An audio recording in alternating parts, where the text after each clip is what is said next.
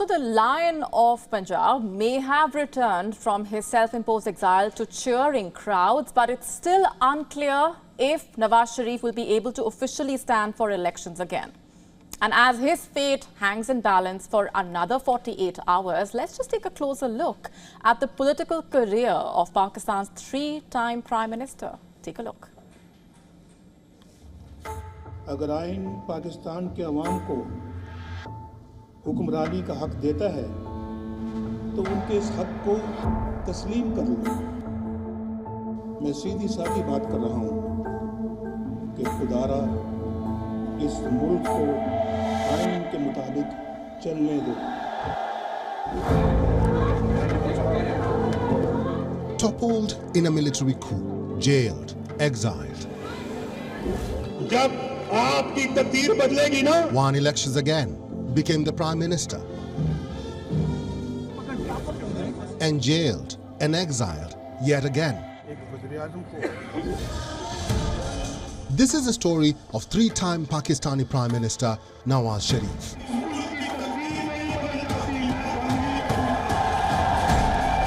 Born in 1949 into a wealthy family of industrialists in Lahore, Sharif rose to prominence under the patronage of military ruler Zia-ul-Haq, where he first became the finance minister and then chief minister of Pakistan's second-largest province of Punjab. He would hold the post for 5 years, from 1985 until elected prime minister in 1990, beating arch-rival Benazir Bhutto in the polls. Nawaz Sharif ascended to the helm of Pakistani politics. He served a 3-year term until he was sacked on corruption charges. 4 years later, he won a landslide 2/3 majority for his party and became the Prime Minister again. However, he would not be able to complete his tenure this time as well. But in 1998, his popularity increased manifolds after he made Pakistan a nuclear power. That too, just days after regional rivals India tested their nukes. Shortly thereafter, his government buckled under tensions with the army, which ousted Sharif and seized power in 1999. Sharif was sentenced in a military court to life imprisonment for terrorism before being allowed to go into exile in Saudi Arabia in 2000. He was permitted to return only in 2007. Back in Pakistan, he patiently bided his time in opposition. His party won about a quarter of parliamentary seats in the 2008 elections.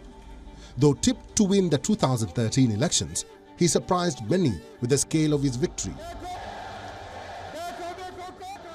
But in 2016, the Panama paper leaks unleashed a new threat for the Prime Minister, which resulted in claims of corruption being investigated by the Supreme Court.